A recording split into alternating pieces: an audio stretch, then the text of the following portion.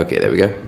My mic was off. What are you saying, people? Welcome back to another stream. Hope everyone is doing well. As always, guys, if you are enjoying the streams, enjoying the content, please be sure to drop a like, subscribe to the channel if you haven't done so already. And of course, make sure you do go and hit the bell so you don't miss out on any streams or uploads in the future. But guys, welcome back to another stream.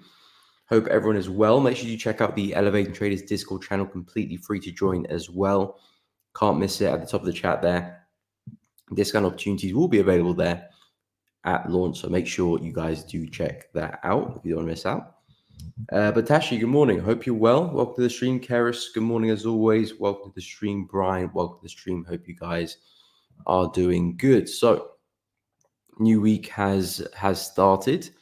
I was in some euro longs last week, but I was trailed out of that.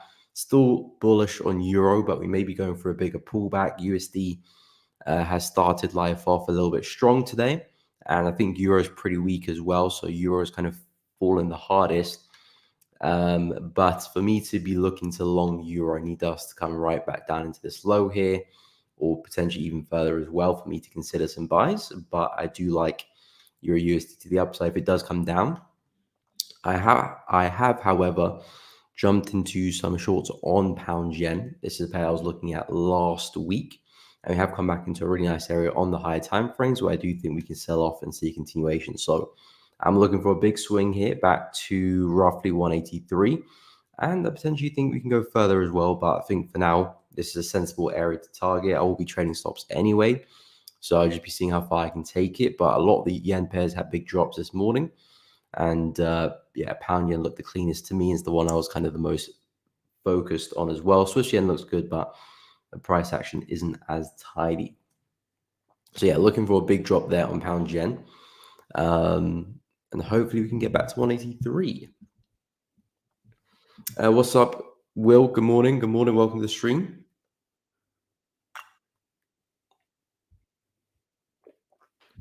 What's up, Holy One? Welcome to the stream. Hope you're doing good. Okay, back in the UK. Wicked. Welcome back. Glad to have you in the rainy country. Remember Euro NZD sales on Friday, got my 94 pips this morning. Oh, okay. Yeah. Euro NZD did take a bit of a dive this morning. As I was flicking through the charts, Euro NZD did look pretty bearish to me. So congrats on that trade. I bought NZUSD to the next equal high this morning at 4 a.m. Okay.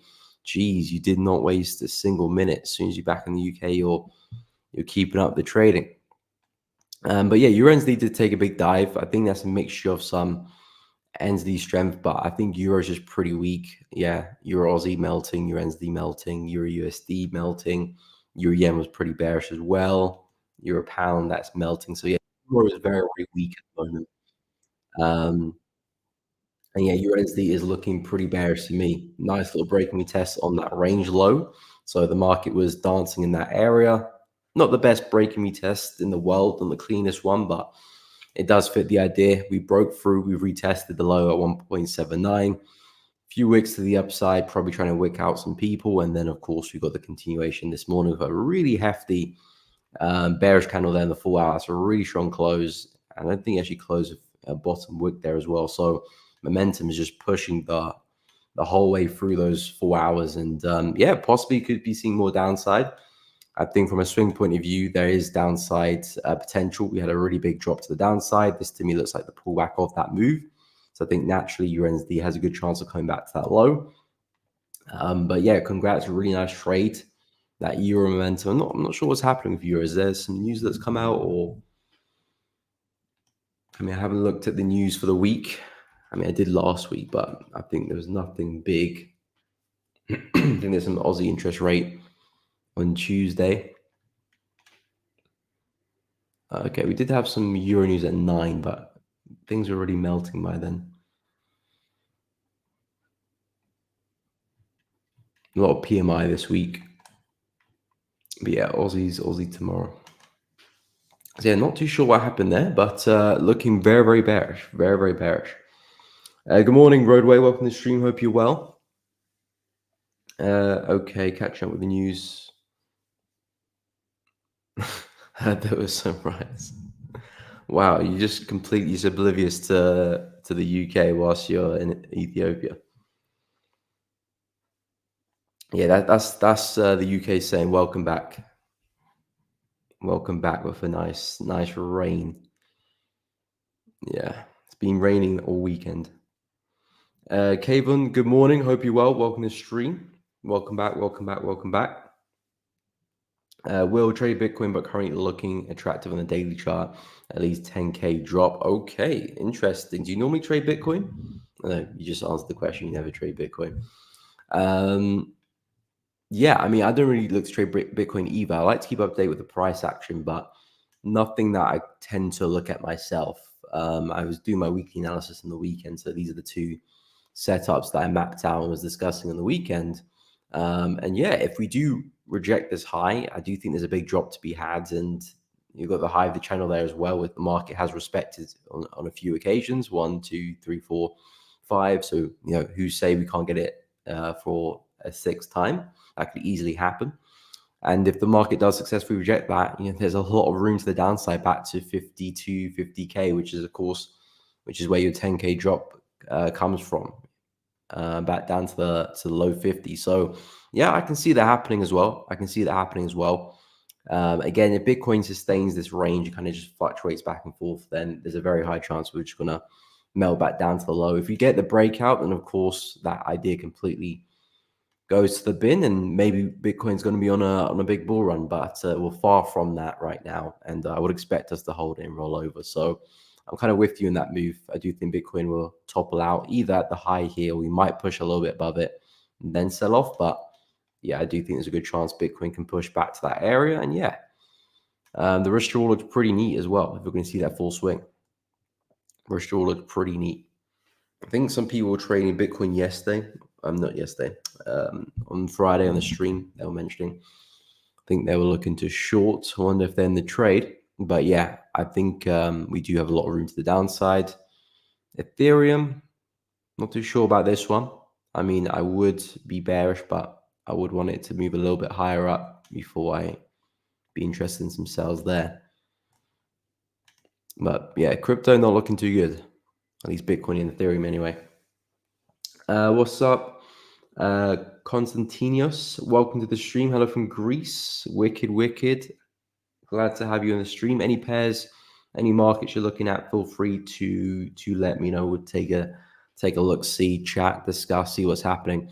But yeah, my main focus this week is shorting the yen pairs. That is my main focus this week. Dollar, I'm not so focused on. I feel like I've had my fun with dollar, euro, USD. I feel like I'm kind of waiting for dollar to make its move, what it wants to do, because if you look at the DXY really quickly, it is having a really tough time trying to break through this low. So, and my longer term bias for dollar is still bearish. I'm still looking for us to get to this low. I've been speaking on that for a while, but dollar might want to have a retracement first before it wants to go and do that. Put another major lower high in like we did over there. We might do it again before we do a sell off again. So dollar could well go and do that. And of course, this could take, a couple of months for that to happen as well. So there might be some nice buys in the meantime as we go up, and then some sells on the way back down.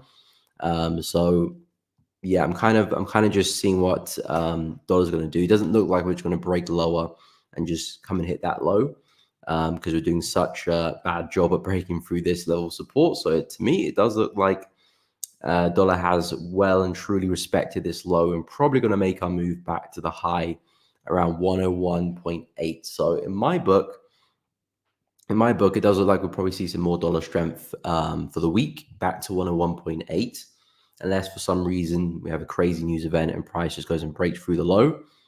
Then retest and shorts look good, but at the moment it's a solid rejection of that low. So I do favor push back to 101.8 for dollar. So if that is going to come into fruition, that's going to come into reality. That means dollar strength this week, which means euro probably got some more downside left. Pound USD's got some downside.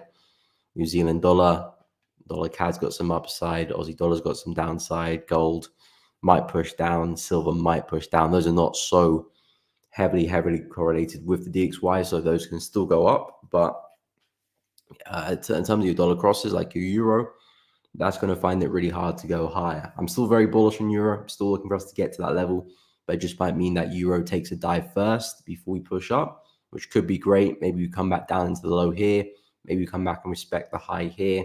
That will be something I'll be interested in for euro.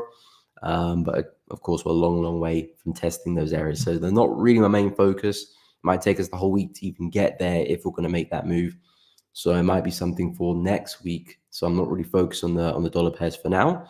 But the yen pairs, after the big move they've had from last week, I'm looking at taking some shorts of them. Of course, I'm in pound yen at the moment. So I'm going to see how that goes. But yeah, they're pretty much all looking in a decent area. Swiss yen I like as well, but I'm not trying to short every single yen pair because the trade will either play out on all of them or fail on all of them. So there's no need to jump into all of them. But pound yen looks good to me. I think the risk to reward potential in this one looks really good. Should we get back down to 180, we can extend that further, possibly even further than that as well. So I'm liking what I'm seeing there with pound yen. And should this first setup fail, I'll look for another entry at the high there, looking for the same move. So that's very much my plan there with pound yen. We've had the first stab at this level, nice rejection, nice rejection on the 4 hour, hopped into the trade on the back of that. If we were to come higher, I will look for another re-entry and see what we have in store. But for now, that's very much my bias. And it's going to take some time for this trade to play out.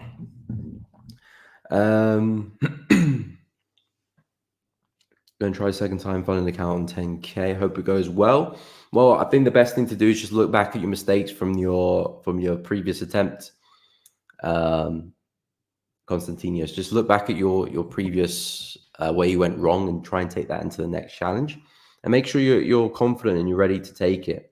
Don't just take it for the sake of taking it, because as I say, if you pass, great, but then you have to sustain the account as well, because there's no point of just passing just to fail on the first hurdle. So you want to make sure that you're in a place of confidence. You know what you're doing. You know what your mistakes were, and you're confident that you can trade with the account for a while. If you're in that place, then go ahead. But if you're not in that place, if you're not in that place yet, you might want to work on your game a little bit longer before you take it. FX Fiend, welcome to the stream. Hope you're good. Dollar CAD currently in some sells. Okay, we'll go have a look. See. Holy One, yes, I'm expecting a lot of weakness in the DXY. I'm currently 14 pips on NZUSD. Okay, are you still in the buy?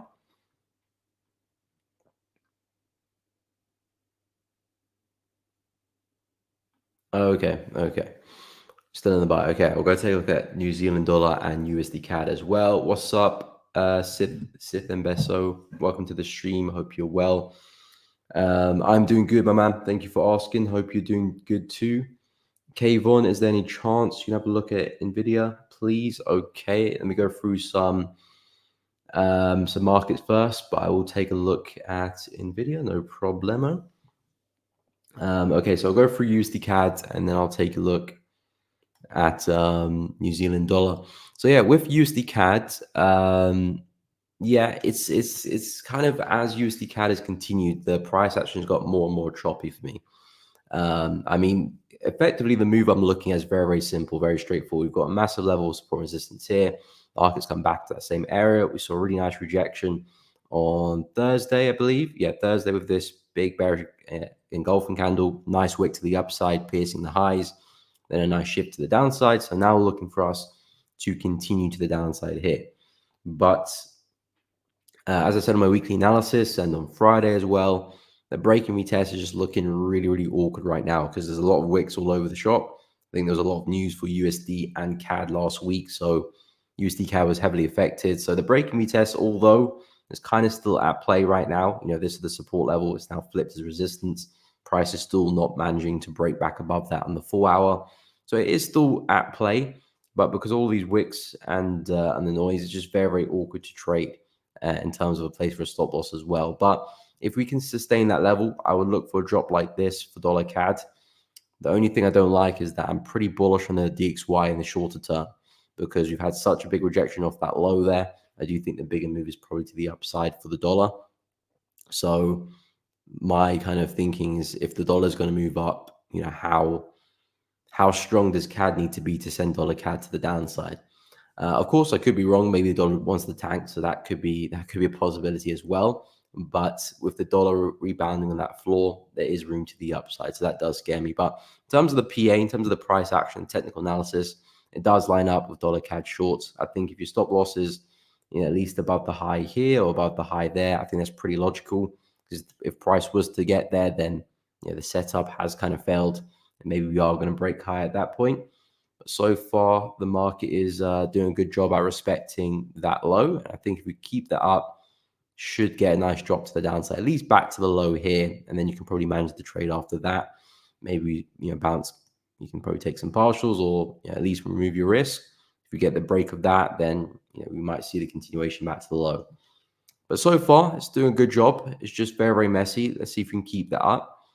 If we can get back to 1.353, I would say that would be a good area to start managing the trade. And I mean, I'm not too sure what your targets are, but if we clear that, then it should be looking good. But yeah, don't have a lot of confidence in DXY weakness this week. I'll go through NZUSD next. Tom, good afternoon. Welcome to the stream. Hope you're well.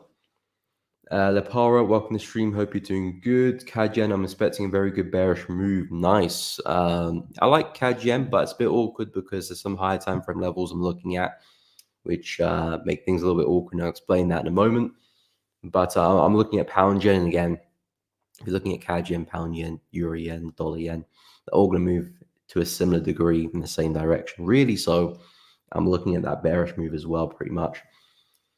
Okay, bought 3 and 0.62275 keeps holding support, so I'll take the next equal highs, which you can see on the left. Okay, let's go take a look at NZUSD, and then I'll go to Nvidia.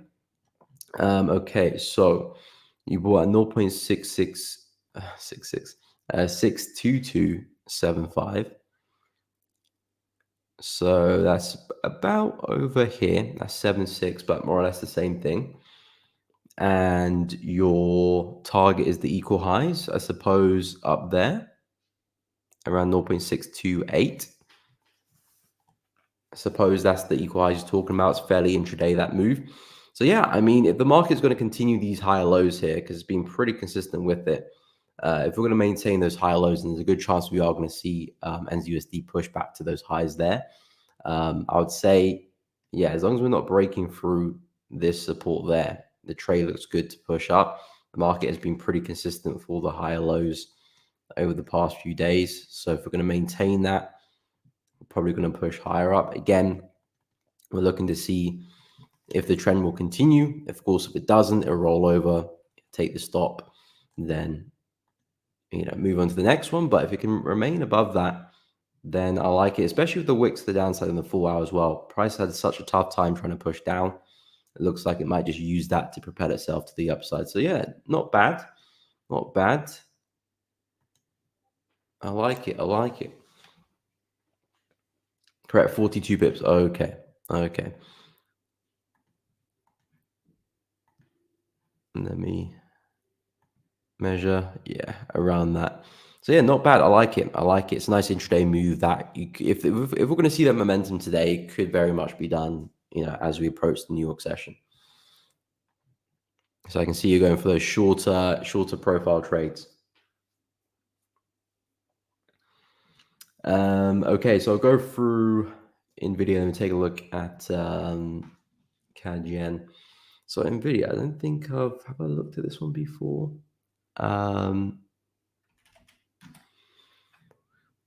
Maybe I have. Maybe I haven't. Maybe not this chart.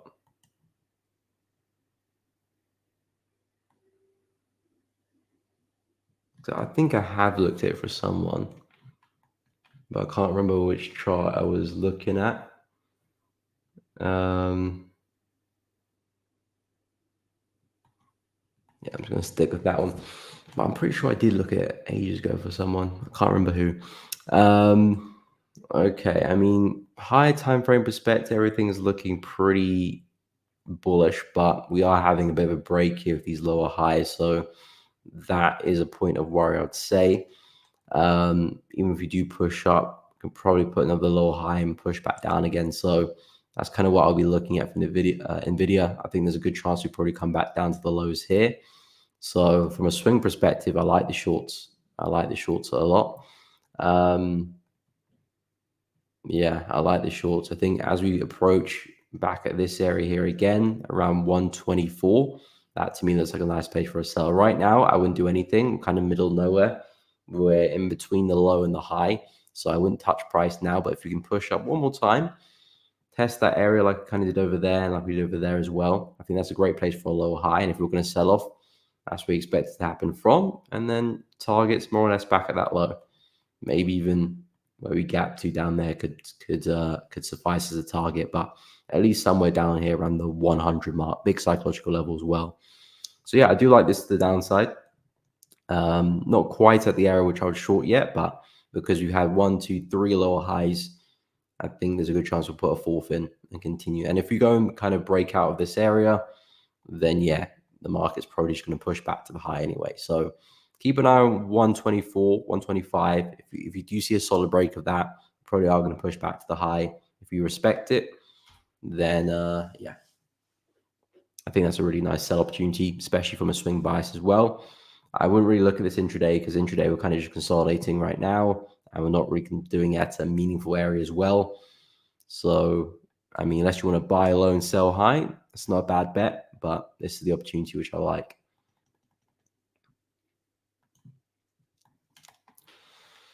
So yeah, hopefully that made sense. We'll go through CAD Yen.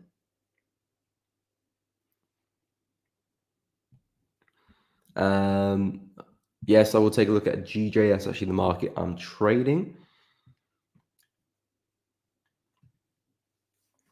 Setup.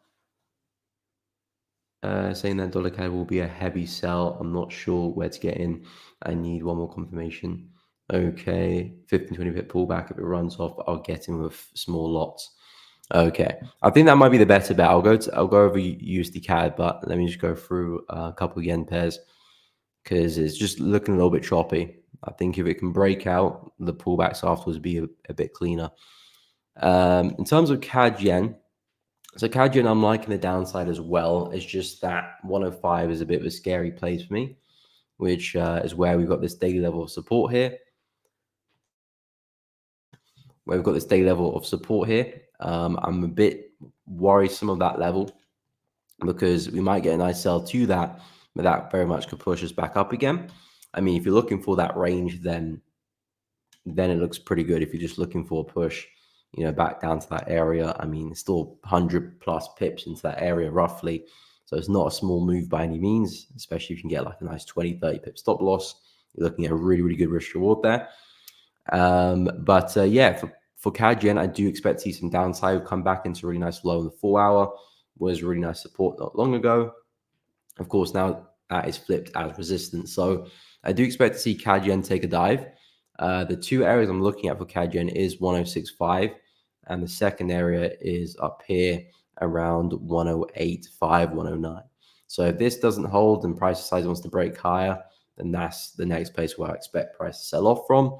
And again, looking for a similar move back down to 105. I think we can eventually hit this area longer term, but I'm not going to speak too much upon that right now because there's a lot to do before we get there. But for now, CAD yen's rejecting a nice area, 106.5, nice rejection in the 4 hour. So yeah, I do anticipate some more downside for CAD yen. I definitely agree with you on that one. Again, when I'm looking for the downside of these yen pairs, I'm looking at pretty much all of them. If the yen pairs do fall, it's not just going to be one; it's going to be all of them.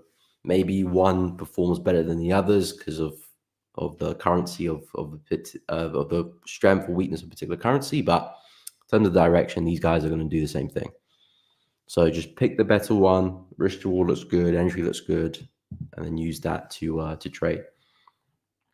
But that's kind of where I'm at with CAD yen, pound yen. As I mentioned, I'm in a position here, which I hopped in just a few minutes ago when this 4 hour candle closed. Really nice rejection there. This is basically the setup I was referring to on my weekly analysis. So if you haven't checked it out, go and do that. But yeah, really nice rejection off that high there around 192. I'm looking for a big swing back to the low. The idea of the trade is that we had a big sell-off here. Now price is having a correction of that. We've come back into the high. I'm expecting us to hold that area and continue back to the downside around 180. I'm expecting us to come back into that support level. And again, if you look at this from a top-down perspective of where we're coming from a really great height, especially after just taking out the high there as well, which if you look what happened last time, the market completely sold off to the downside. So we're in that same area where the downside potential is very, very high. Of course, I'm not looking for such a big drop like that. I mean, I don't know if I can try to stop loss like that, I'll look like a genius, but the potential is there for the downside. So I'm really liking this pound yen setup, and a lot of the yen pairs are in similar situations. So I'm just going to see if we can hold into this area. If that first area doesn't hold, I will look for some re-entries around 193, which would be on the high there. But yeah, those are my two opportunities I'm looking at for pound yen. I'm in the first trade. We'll see how that gets going. But yeah, expecting a lot of downside for pound yen.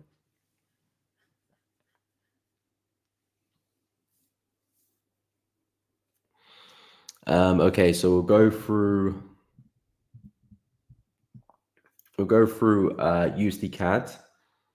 No problem, Kayvon. Happy to help. How do you want the entry just a little bit higher? But I'll see. Okay. Emmanuel, Bank of Japan looking to cut rates this week. JPY may sell sometime this week if they cut. That's a possibility as well. Didn't we have interest rates last week for yen? Or was I thinking of something else? What day do we have the rates, Emmanuel, for yen?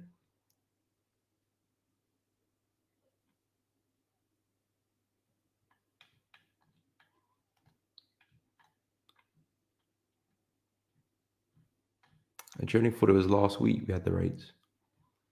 Yeah, I can't say anything now.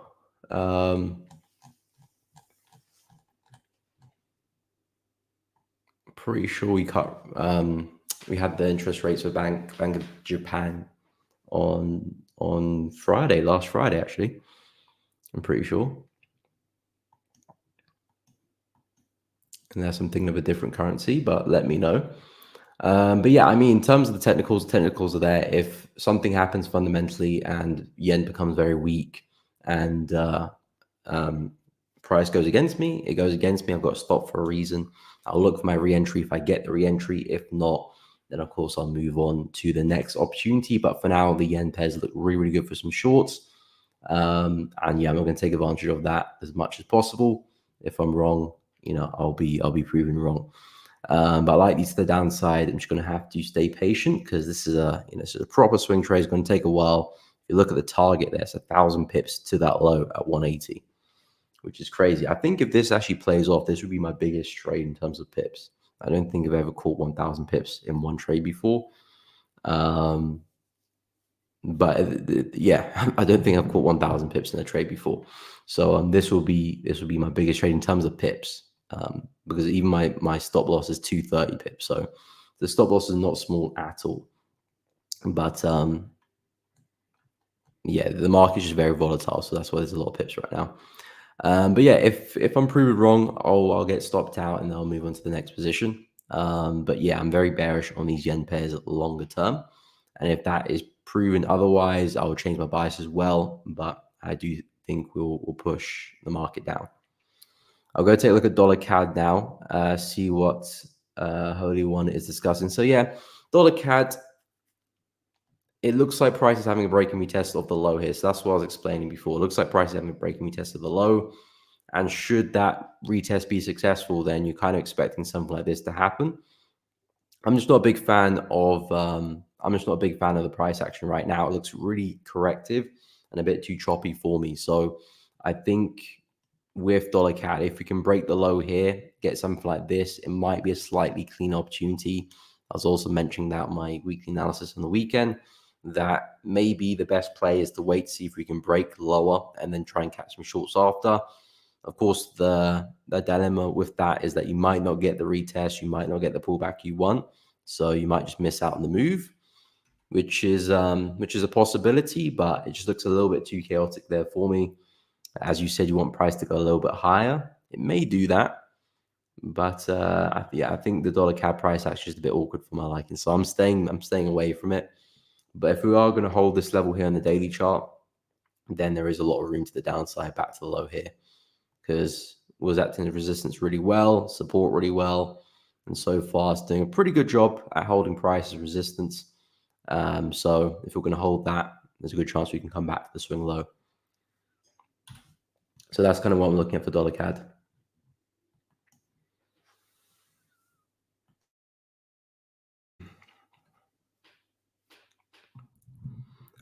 Could you put stop loss and take profit in the chat? Well, I don't really have a take profit because I'll be trading stops, but I would say in terms of a swing, I would say the low here would be the take profit, so around 184. And then my stop loss is exactly 192.878. So that price there, 192.878. But I'll be trading stops, so I don't have a take profit set for the trade. But if you want one, I would say 184 is a good one. You can maybe take some partials before that, but I think that's a good target to look at. Even the risk reward looks pretty good as well. Looking good. JPY is looking strong. Yeah, I expect it to be strong. Of course, it's strong this morning with that reaction, but I do expect it to continue that strength longer term. So the plan is I'm looking for yen to really become strong and see some downside there. But we will see. We will see. It's going to take its time. Actually, I hope it doesn't, because if we do get the sell, I'm not expecting it to drop like that, but the sell is normally harder. It normally comes through harder than the buy. We normally take almost twice as long to push up a certain distance as when we do come back down the same distance. So if this is in the right direction and things go well, it could really, really rip off.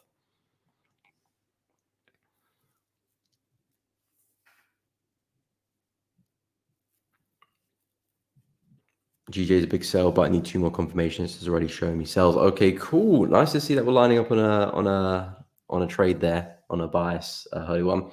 Yeah, I mean, I like the sell here. It ticks all my boxes. That's the important thing. That's why I've hopped into the trade, because it ticks my boxes. So I'm in the position, of course, in your situation, you're waiting for a couple more confirmations before you look to join or before it looks ready for you. And that's the most important thing, waiting for the trade to make sense to you and then take the trade. Because at the end of the day, if you're going to put money into a trade, you're going to risk money, it has to actually make sense. So if it ticks your boxes, go for it. For me, it looks pretty good to tick my boxes, so I'm in the position. And yeah, now it's just time to manage the trade. There's not much for me to do right now in terms of the trade. I've taken it, done all the hard work, which is the analysis, taking the trade. Now it's just managing and seeing what happens.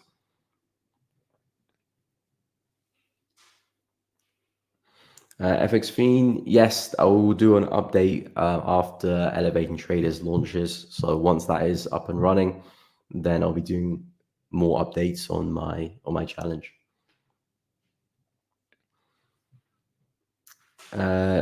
Okay, just entered dollar CAD. Don't mind a little pullback. It tells me overall sell anyway. Okay, so I'm in, no problem. Does that mean you're using a slightly bigger stop loss then, Holy One, because of that possibility for a pullback? Yeah, GJ gave me a self-indication. Nice. That's a nice little confidence for my trade as well there. But yeah, I mean, the boxes are tick for me. The boxes are tick. So I'm just going to take these trades. And a lot of the yen pairs are lining up in a similar situation as well. So it's going to see how this one plays out. The risk reward makes sense. The profile makes sense. The risk makes sense as well. Not betting the farm in the trade. So I'm happy to take this one through and see what happens here. Of course, pound yen is a volatile one. It's not going to be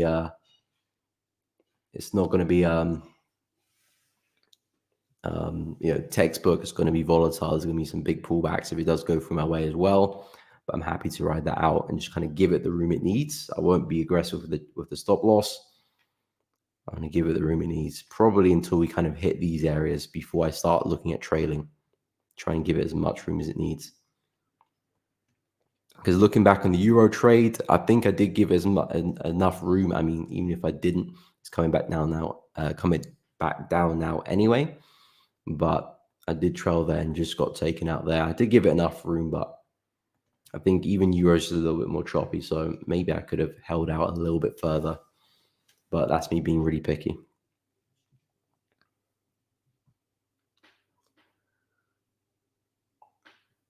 Do you have a target for the dollar CAD position?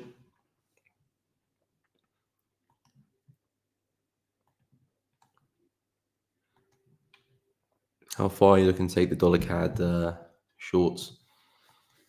I mean, my only worry is what dollar's doing, because dollar has had a big bounce off that low. And I wonder if dollar's going to now push back to the high of the range, because we had a nice rejection of that low. We had a few attempts to try and break out.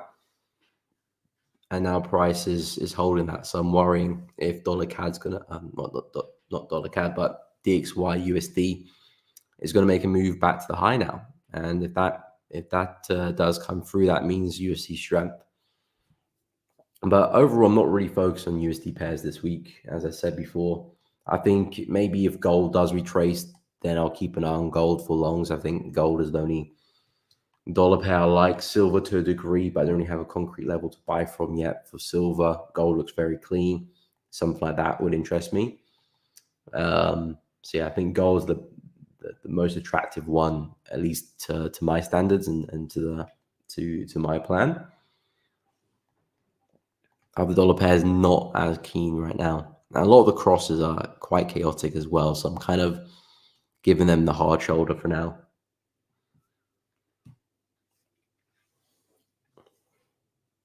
Okay, use alerts instead of stops. Okay.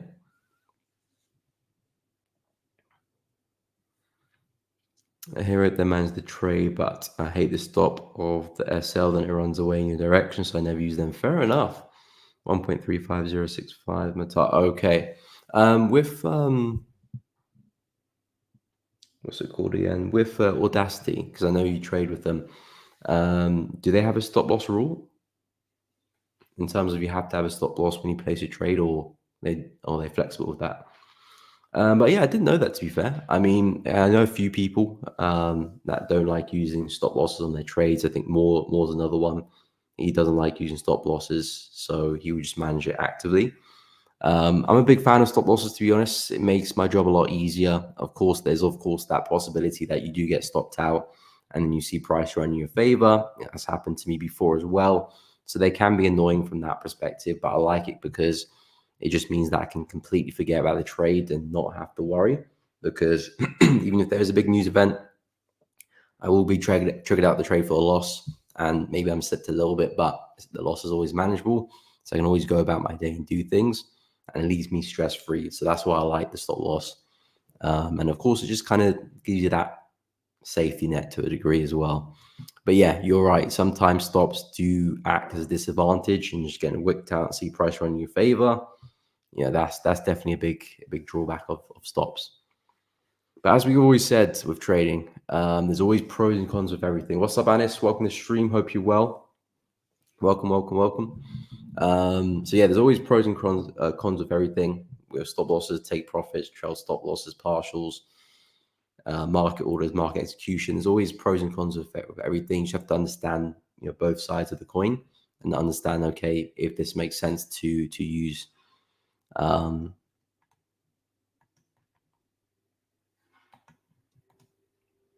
Yeah, so that is why I use them.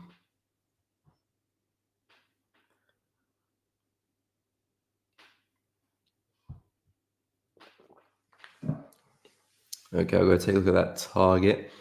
Okay, drawdown per day, for example, 10K drawdown, 750 per day.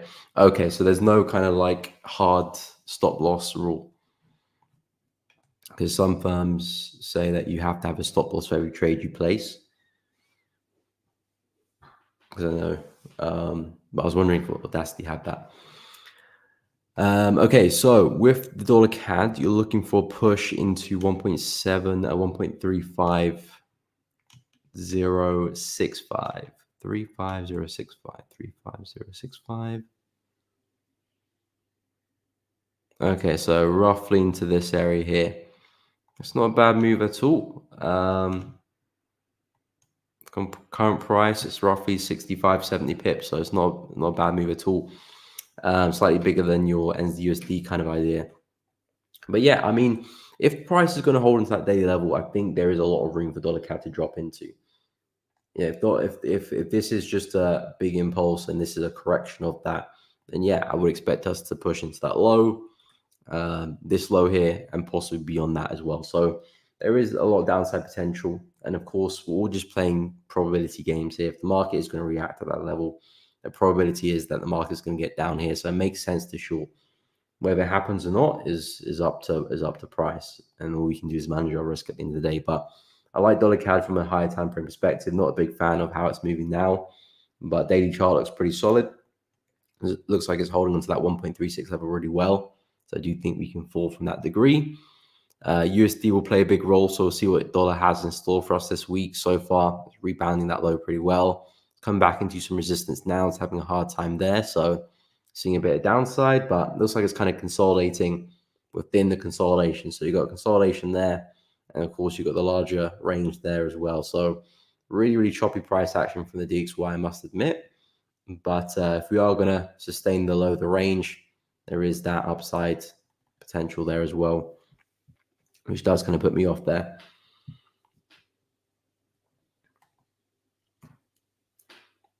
Will oil taking a sweet time? Oh, I forgot to keep an update. See what's happening with oil because I was looking at it on Friday. But we'll go take a look, considering to stay awake for it last night. Glad I didn't. Mate, staying awake for a trade is never a good idea.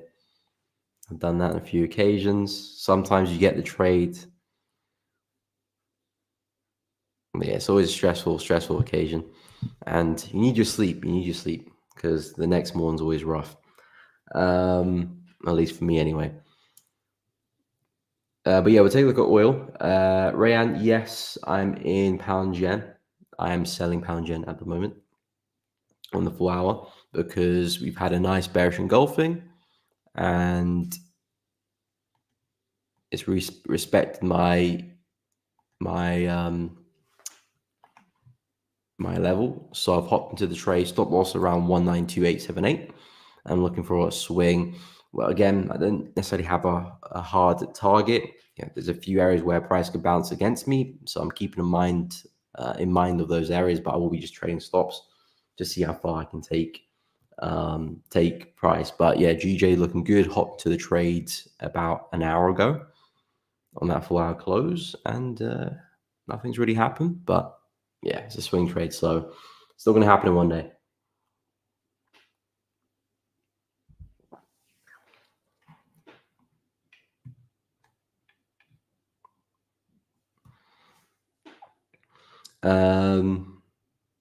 Okay, we'll go take a look at oil, FX Fiend, tax in the UK, if you don't mind me asking. Not bad. I mean, the UK is not great, but it's not bad as well. There are worse. But yeah, there's definitely attraction elsewhere. Definitely near the Middle East in terms of taxes. But the UK is not bad. I mean, it's not great. It's not great. But I'd say it's manageable.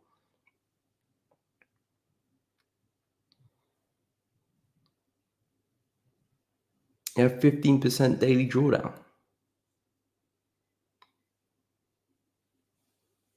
Or do you mean 1.5%? Because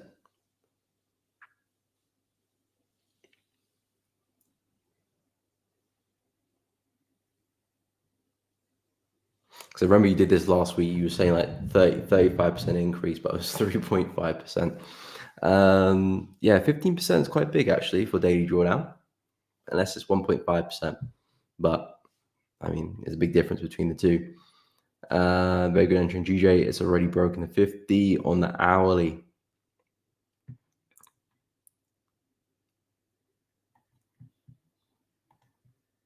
It has just about. So yeah, I mean, again, I'm entering to my plan. We'll see how it goes. Not expecting to play out straight away. Okay, it is fair play. Check the ability challenge. Wow. Is that going to be okay? So I suppose there's some other. So would that challenge be more expensive then? Because if I had a look at Audacity a while ago, I don't remember seeing that.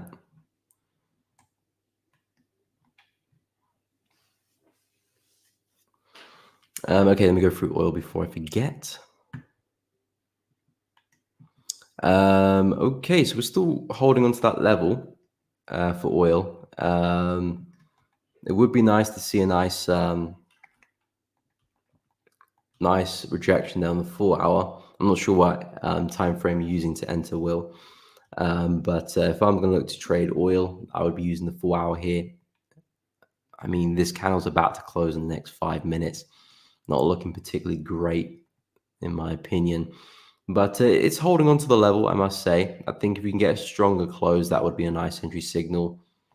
Entries like this somewhere, stops above the high, bit of wiggle room. Give the trade some room to breathe. I think this looks like a good first target. Partials, break even, you name it. It looks good around there.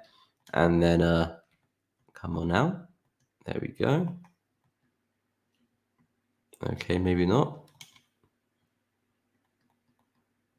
There we go. I don't know what was happening there. And then we can potentially see a move back down to the swing low. So that could be a nice partial, and then the rest of the position. But yeah, to me, it looks pretty good. I like oil. The price action at the high, at the level, could look a little bit better, but so far we are seeing a nice reaction there. So I'm still on the expectation that oil will see some downside as long as we don't break above 71.72. But yeah, I still like it. You still looking to trade oil, Will? I know it's definitely moving slow, but things can change pretty quickly. It's definitely taking its sweet time, though.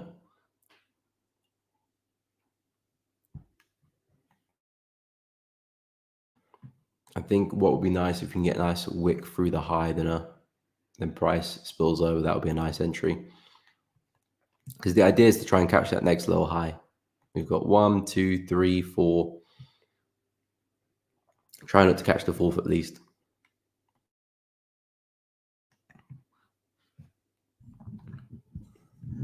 Okay, you wanted to hit 72 before I step in. Okay, so you wanted to move a little bit higher. Yeah, for me, it's roughly in the area which I would look to short from. So I'll be looking at entries now. But yeah, it's not quite at 72. So you probably need to kind of correctively move a little bit higher. Yeah, 72 is roughly here. It's taking its time for you. But yeah, the markets will do that, especially when you're looking at more of a swing point of view. What time frame you use to enter, Will?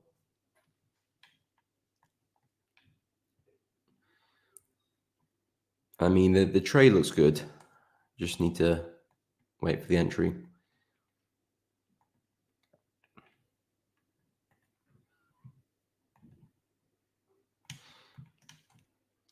Dollar's having a hard time breaking through this area here, looking somewhat bearish. Are we going to sell off again?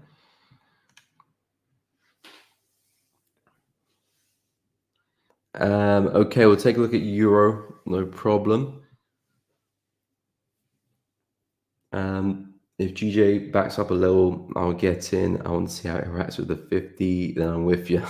No way. Double team on GJ.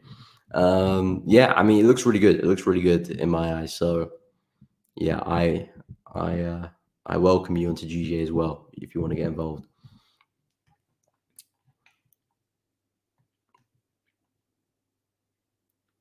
How many positions can you take at a time, Holy One?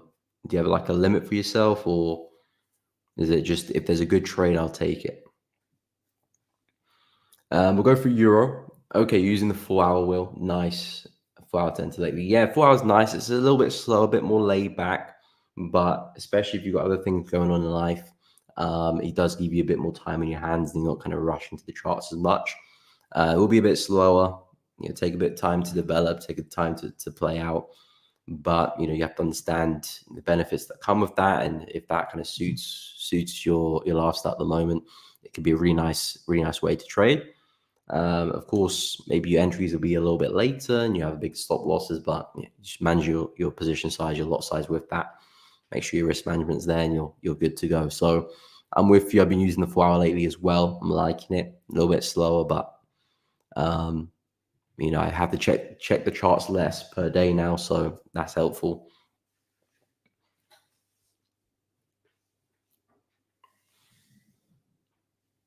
Then that's me. Okay, I have 2 running trades in profit. Just one more is okay. Oh, okay. Let's just answer my question.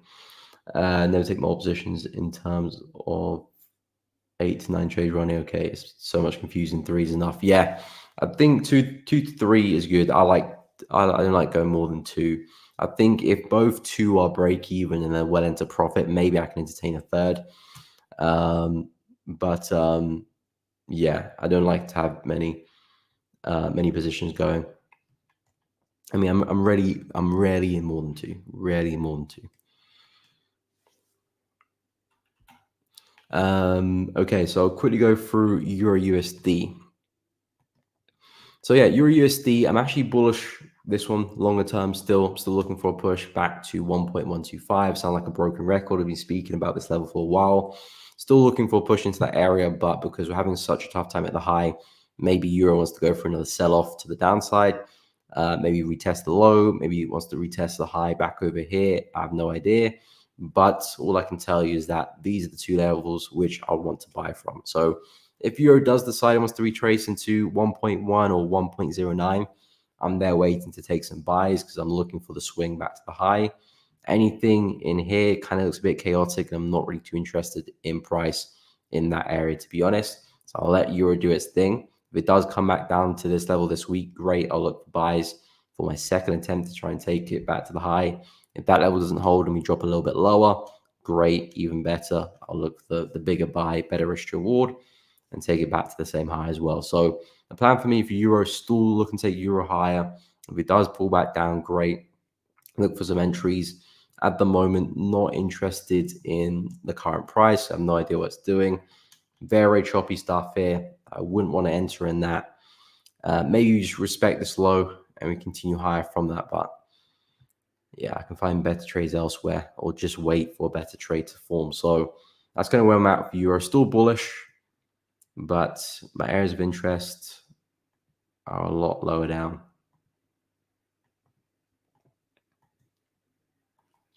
So nothing for me until we get to these levels. And then I'll look for my buys. But yeah, still bullish, still looking for a push back to the high.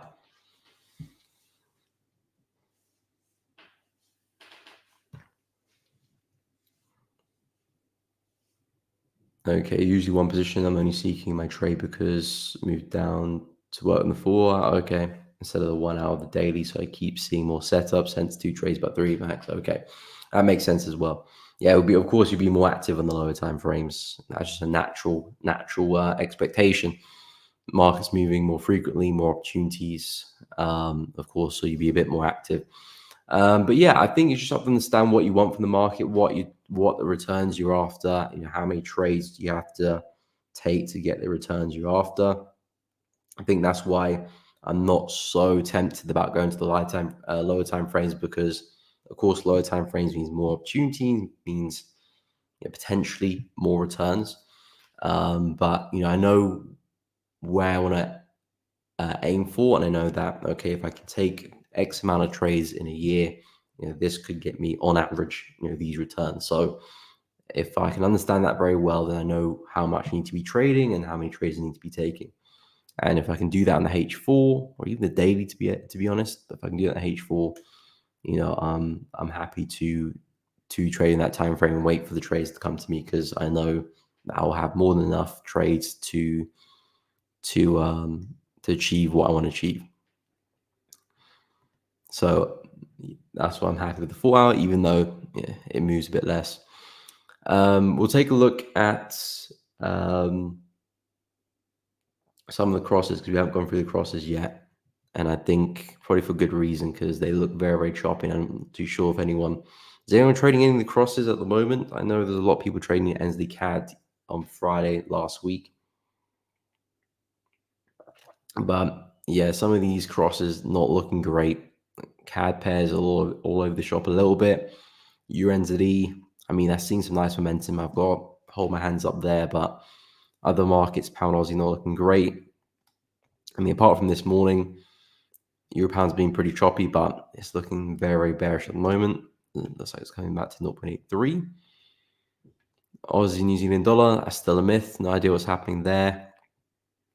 Some of these CHF markets look very chaotic to me as well. Not a big fan of them either. So yeah, it's been a while since I've traded some of the crosses because there just haven't been good conditions to trade them. Again, that's for me a very, very important thing before I do take a trade, that the conditions are promising. And what I mean by that is that they're trending essentially. I think the more trending a market, the better for me because the setups are clearer. Where I want to buy and sell are clearer.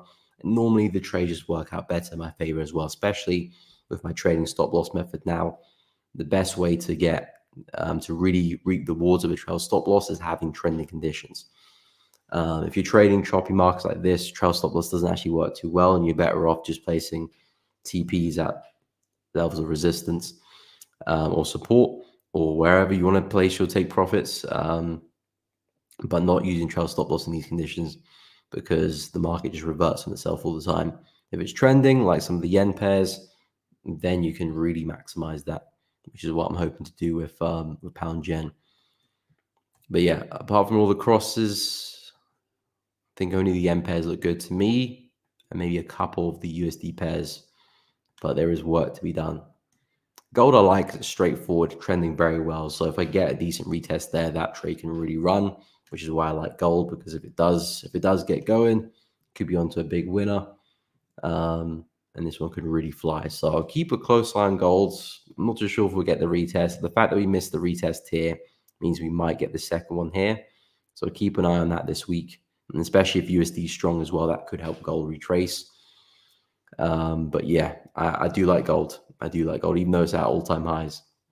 If this wasn't like a normal FX pair, I wouldn't trade it because I'd be expecting a big retracement at some point. But not with gold. Gold's got that possibility to continue flying. I do like silver as well. It's just not clean. Don't really have a solid place where I'm looking to buy. I'm expecting us to get back to the high here. We've been very, very choppy and hasn't really left a nice place for a long, unless maybe we get back to this area or this area here, which I'm not too sure if we'll do. Then I'll find the buys, but I'm asking a lot from silver there to get that retracement. I'm asking a lot, so I think silver might just have to miss out on that, unfortunately. But yeah, pound yen on the sit on this one. I was debating with some of the other yen pairs, but pound yen just looks the best. Dollar yen did come up to the top of the channel here. That looks like a decent short to me as well. I wouldn't mind getting into dollar yen, to be honest, but pound yen's kind of had a bigger retracement. So I expect this one to fall a little bit harder. So that's why I like it. Aussie yen I was considering as well, coming back into the daily, weekly high as well. I think this is a nice place for a short. Come back into pretty big level resistance on the left too. As you can see, this was a major high. We're back there again. So in terms of the higher time frames, we're trading at a really sensible place for the market to take a dive. But again, GJ looks a little bit cleaner, so I went for that one. Euro yen didn't look too bad either, but not as clean as GJ. New Zealand yen, same thing. CAD yen, risk reward wasn't as great, as good as pound yen as well. So I just said I would focus on pound yen. I'll keep an eye on this. Should we push higher? But yeah, we're going to see how this gets going. And a really nice reaction this morning as well. Of course, if I used the hourly, I could have entered the trade a lot earlier, maybe around here, and been a lot more profit. And the risk reward would be probably almost double, to be honest. But to be fair, I was quite busy at the time, so I wasn't even there to take it, even if I wanted to. All right, no problem. We'll have a good one, my man. We'll see you tomorrow. By the way, guys, if you are enjoying the stream, please be sure to drop a like, subscribe to the channel if you haven't done so already. It does really help out the channel, the content, the stream. So please do drop a like, subscribe to the channel if you haven't done so already. And of course, make sure you do hit the bell so you don't miss out on any streams or uploads in the future. Because of course you'll be notified. Make sure you check out the Elevating Traders Discord channel, completely free to join. Link to that at the top of the chat. you will be able to get some discount opportunities there for when we do launch. So if you don't want to miss out on that, make sure you go check it out. But yeah, my main focus this week is the yen pairs, but I will keep an eye on some of these indices because I will be looking to incorporate US 30 pretty soon into my trading now. So I'm excited for that. So I'm going to be keeping up to date with US 30 price action a lot more because I'm going to plan to start trading it. Yeah, and I probably will remove now Aussie New Zealand dollar. I mean, I'll still keep it on the list here because some of you guys probably want to discuss it and take a look at it. But in terms of my trading, I think I'll let this one go. Again, I can't remember the last time I took a trade on it either, so it won't be missed.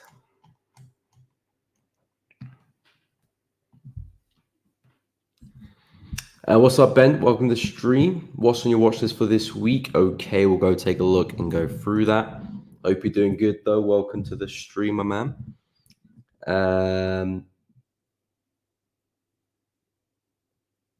Figured it was a sell stop right below the resistance line. What are you talking about? You talking about for euro or?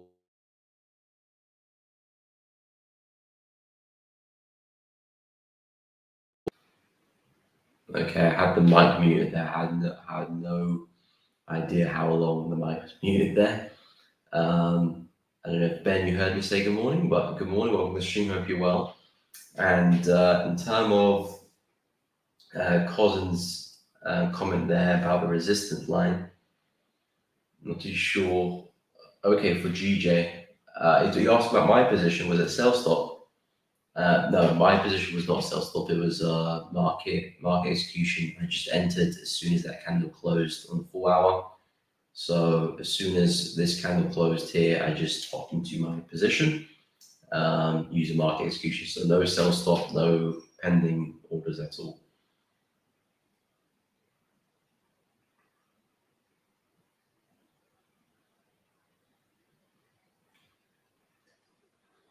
Something's happened to my crazy echo. Okay, let me investigate.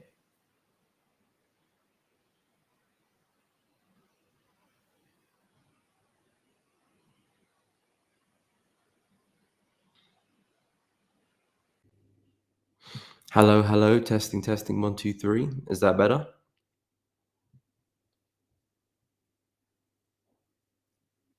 Hello, hello, hello. Is that better?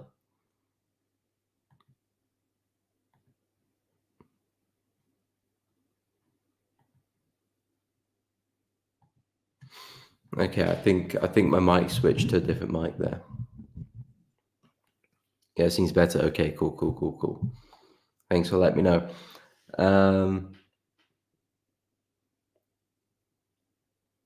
As you trade on the hourly, so was able to get in a little early. Oh, okay, so you use sell stops. Okay. Okay, thank you for letting me know. So yeah, I mean, again, like I said, if you could enter this trade in the lower time frames, you'd be looking at a much better risk reward and a much tighter stop loss as well. You probably could have half the stop loss or even more. So that's the benefit of the lower time frames. You know, refining that entry and maximizing that reward, and of course minimizing that risk. So yeah, if you were able to do that, congrats. Hopefully the trade can play out just as much, and of course you'll be reaping some nice rewards from that refined entry. Yeah, I'm a bit more lazy on the 4 hour, waiting for the market to reject on that level. So yeah, it's giving me a bigger stop loss and maybe not as big a target, but I'm happy with that because it means that I've got more room for the trade and it's going to be a lot more laid back approach. So I don't mind that. But yeah, refining the entry will definitely maximize that risk. So hopefully it can play out for you. But we'll go through the watch list. What's up, Darkshon? Welcome to the stream. Hope you're well. Good morning. Okay, we're close to taking it on Friday. Not looking at it, scratch my head. Well, I mean, it just depends on your rules, depends on your plan for your trade. You know, you don't want to be in a situation where you're not too sure about if it's a trade or not, so you kind of just stay out the market. Because again, the worst case scenario on a trade, it just doesn't play out. You take a loss. As long as you manage that risk and how much you're risking per trade, then it's always going to be manageable. If you're going to bet the farm of it, of course, then you're going to be very worrisome if it doesn't play out or not. So yeah, as long as you're risking a healthy amount, and if the trade meets your criteria, meets your plan, go for it. You don't want to be scared to take the position. Worst case scenario, as I said, it doesn't play out. You take the manageable loss and you move on. Anyway, let me go through and watch it. So yeah, my main focus is a lot of the yen pairs this week. And again, I'm not looking to trade them all. I'm just going to see which one gives me the better opportunity. At the moment, GJ looked the best, so that's the one I've opted into. But yeah, I don't really have a lot on my watch list, to be honest, this week. It was mainly focused around the yen pairs. USD, I'm not really liking. It's a little bit choppy, a little bit all over the place. I can't get a good read of it.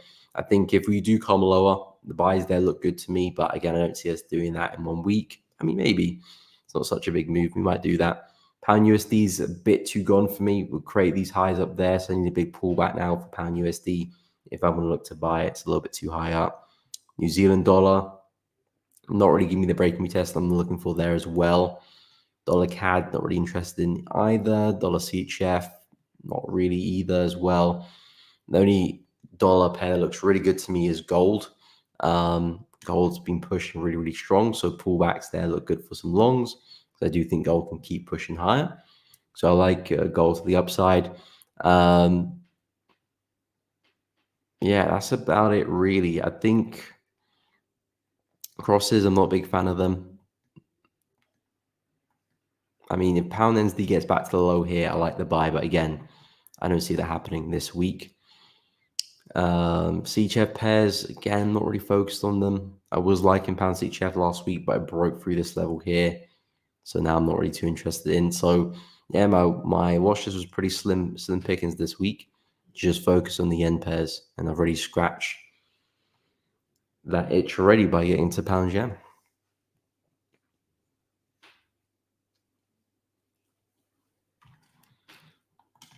So yeah, not a lot to report on my end.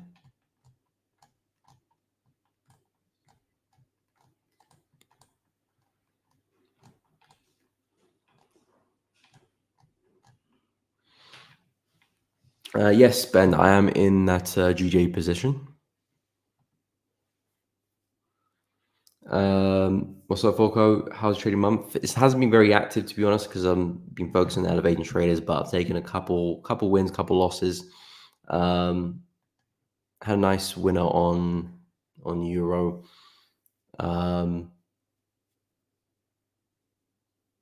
Yeah, I think I got stopped out on Aussie dollar and can't remember.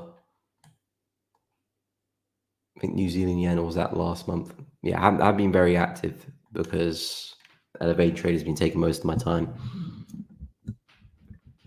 which is why I have put my trading pause a little bit. I'm still trying to take trades because when I'm on the market, I can take the trade, but got a lot of meetings and things to sort out. So I haven't been trading the past couple of months very actively.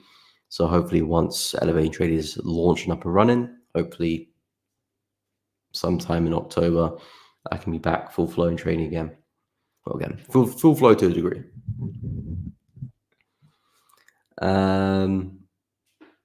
Holy One, see the problem with me, GJ, is coming down. I know that much, but I trade. Okay, waiting for the 50 to break strictly. I don't want to do it. Yeah, I mean, again, you're waiting for your rules. You're waiting for your rules. I'm a big advocate of that on the stream, on the channel. If you've got rules in place, you see that out for the reason.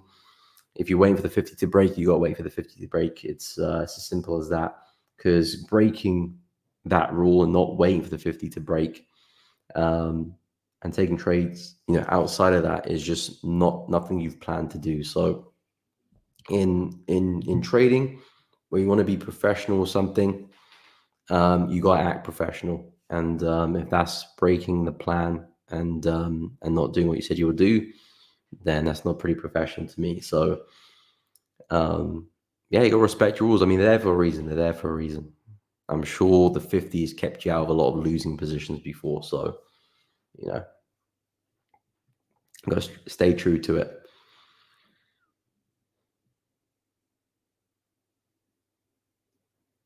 Okay, you're saying it's close to 50 this on the stream later. Nine touched it. I guess I was waiting this morning to cross higher.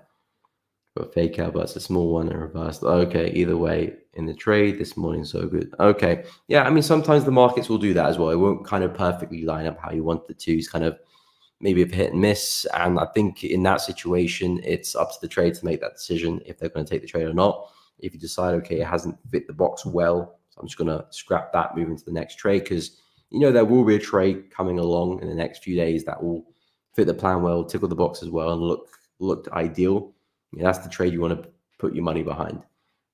The trades that kind of, it kind of fits the plan, but it doesn't at the same time, you probably want to push those aside because it's always quality over quantity. And the only bad thing is that sometimes those trades that are kind of in the middle, sometimes they do play out, and then you kind of question yourself, should I have taken the trade?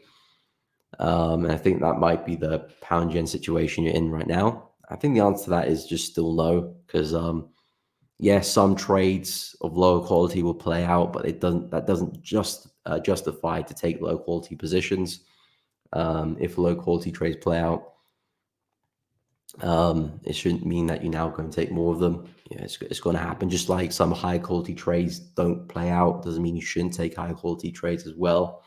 So I think if it doesn't quite fit the plan all the way, just kind of, you can always journal it and put it to one side or go take it on the demo account, and keep track of them there. But if it's not good enough, then there's no point. That's my view. I mean, some people still take the trade, but it's lower the risk, which makes sense as well. But I'd rather just not take the trade.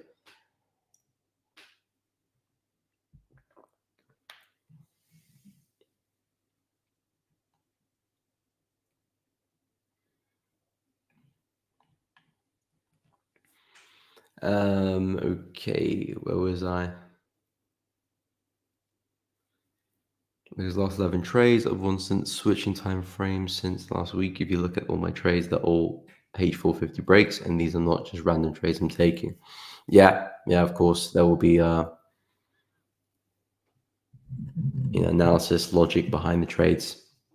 Because of course, anyone can just look at the 50 and just buy and sell, and it breaks above, breaks below.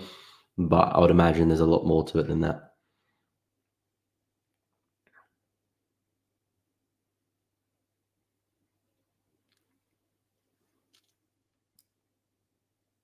Daily says sell, I'll sit on my hands and watch. Breaking rules is a no-go. I 100% agree with you there, Holy One.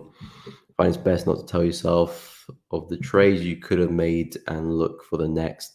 Yeah, that's a good way of looking at it. That's a very good way of looking at it, because if you do that, then you become like a coulda, woulda, shoulda trader, which is Nick touches on that quite a lot, which is like, yeah, I could have bought this and I could have exited there and made 200 pips here, and then my P&L would have been like this at the end of the month. Well, that didn't happen. So, it doesn't really benefit you at all.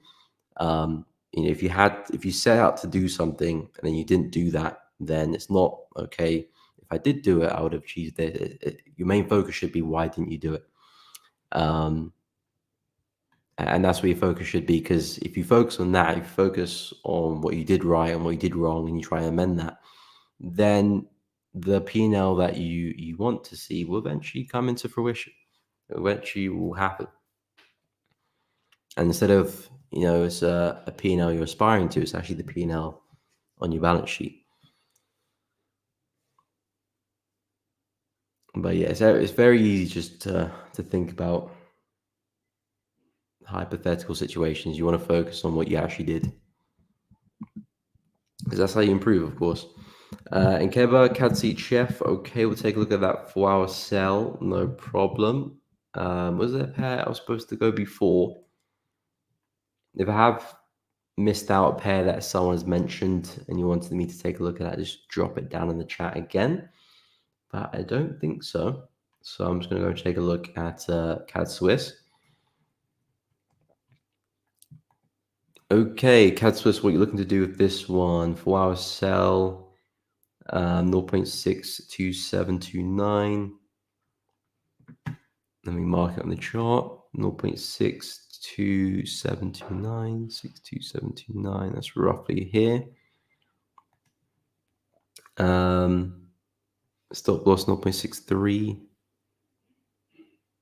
Okay, so up there, roughly.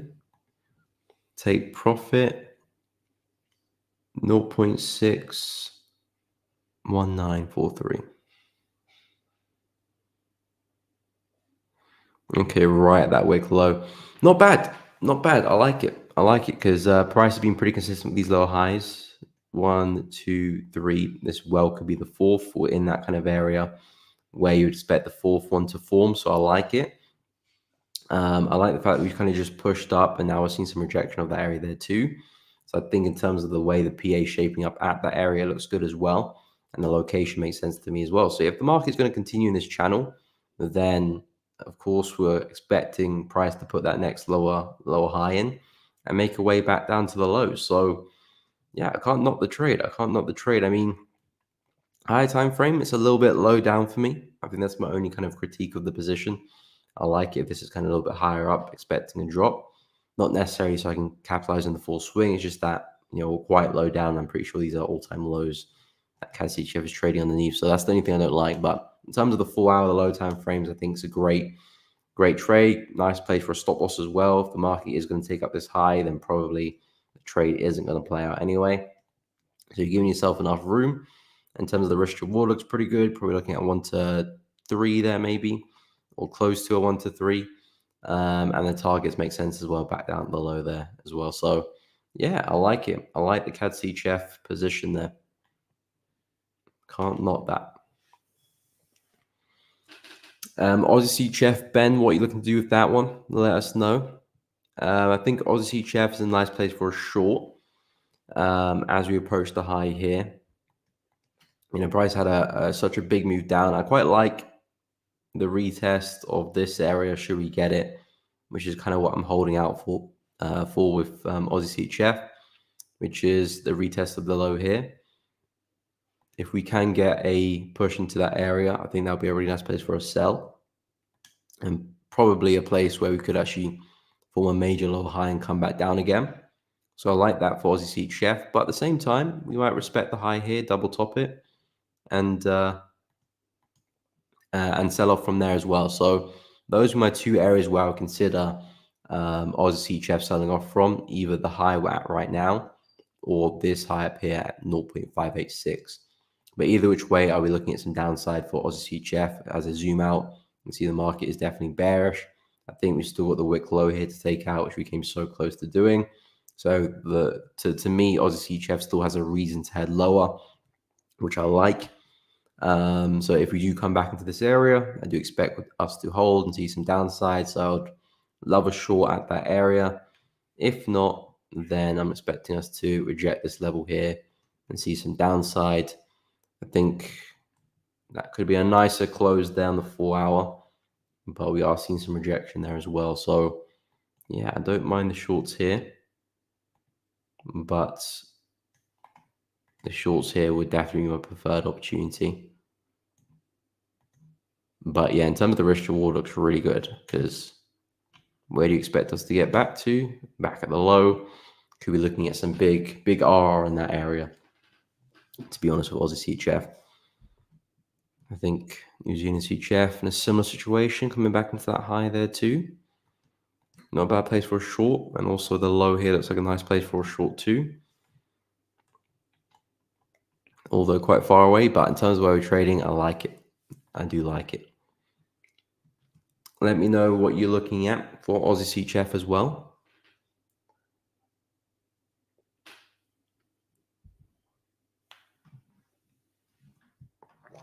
In Keba, oil 4 hour buy limits. Okay, looking at oil buy. Yeah, I'm not quite bullish on oil just yet. I need to break the high first, and then I consider buying oil. I mean, I'm not really looking to buy it, actually. I mean, I don't trade oil for starters. But hypothetically, if I was looking to trade it, I wouldn't be looking to buy. If I was looking to buy, any price to be back at the low here, close to that area, because that's where I'm expecting it to be a turning point. As we push up higher, I'm kind of looking for a lower high for us to push back down. So I'm not very bullish on oil, especially as we approach this swing low here, which of course will now be turn resistance. So this is more of a bearish territory for me. I mean, where's your entry? You got a buy limit at 71.12. Let me drop to the low time frames. 71.12, which is about here-ish. Take profit 72.62, 72.62. That's around there-ish. And then stop loss 70.08. Okay, give yourself a bit of room there. That's around there. So, yeah, I'm not a big fan of it, to be honest, because of the where we're coming into the 4 hour. I mean, if the market breaks through the level, then you're looking good. But it's a big if we break through that level or not. I understand intraday there's a nice uptrend to it. The market's been giving us higher highs and higher lows, so we've been pushing up pretty well, and the market has been giving us all these high lows here. So if we maintain that, you would expect us to continue. But of course, we will continue through this area here, which very much could send us packing our bags to the downside there. So I don't mind it because effectively you're flowing with that intraday trend, and if the trend's going to continue, then your stop loss is in a safe area as well. So you're kind of giving it room to play out. But it's a big if we break through that level or not. And that very much could send the trade against you. So I'm not a fan because it's coming into that level. If we're trading above it, then I would like it a lot more because, yeah, the trend has a good chance of continuing at that point. And at that point, that level is now support aiding our move higher up. So if we're in this situation, I would like the trade a lot more. But since we're underneath, that's what I don't like about it. I'm not saying we won't break through. We could do, anything can happen. But yeah, I would rather us trading above the level than below it if I am looking to long. So yeah, I'm not a big fan of buying into that level. But if we do break, yeah, I would expect us to go and hit your take profit afterwards. But it's a big if on that area. Yeah, USD has not had fun. It is looking pretty bearish to me. Do you send trading signals? I do share some of the trades I take in my Telegram. So you can look at my Telegram. It's linked in the description. So you can go from that. I'm not really looking to send trade signals, as in every trade I take is always explained in detail on my stream. So I'm not really looking to try and give signals. If people want to take the trades as well, they can do if they want to. But it's more for learning purposes. But on my Telegram, I do share some of my trades there.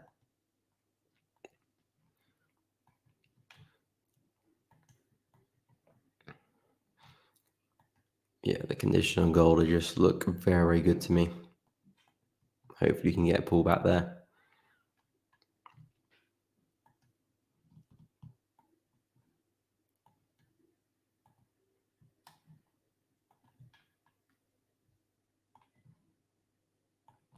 Is anyone trading in the indices this week? US 30 is at an area where kind of makes sense to retrace. S&P, I would agree as well. NAS, pretty much same situation where we could see some downside. Now, I'm not bearish on NAS, but as we do approach the high here, I wouldn't be surprised if we do see some downside. I wouldn't be surprised. Now, I'm still pretty bullish. I'm still expecting us to come back to the high there, 26.90. So I think if you do get the break of the high, I think that would be a really nice opportunity for a long. But we've got a lot of work to do.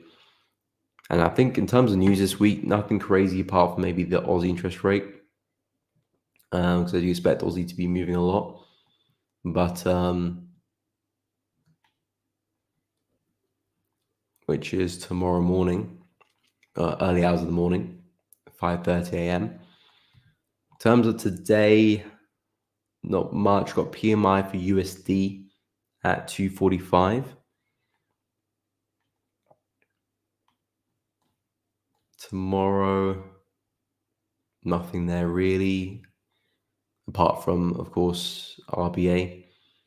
Wednesday, we've got existing home sales for USD at to 3 o'clock UK time.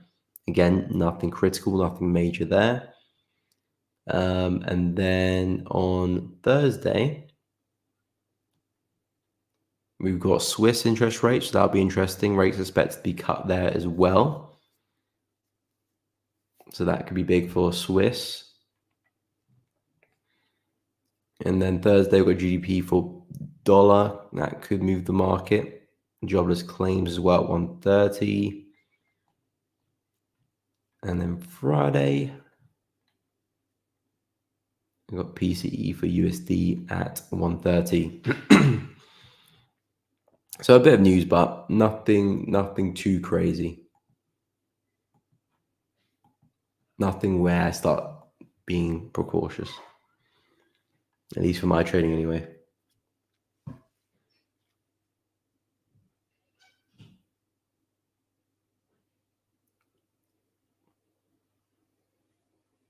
Not signal my analysis. Yes, both trades are correct. The market maker.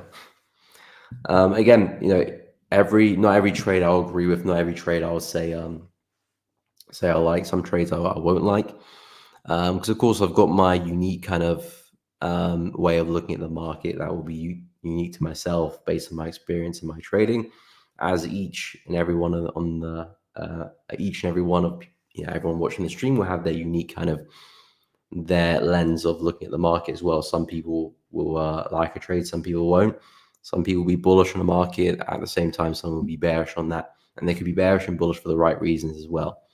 As I always say, a bull and a bear can make money in the same market. You just need to understand when's your time to be active and when's your time to sit on your hands. So, yeah, some trades, I'll like, and I'll let you know. Some trades I won't like, and I'll say, of course, the reason why. And it doesn't mean the trade will fail. It doesn't mean you should get out of the trade, because I'm sure you've taken the trade for your correct reasons and based on your logic.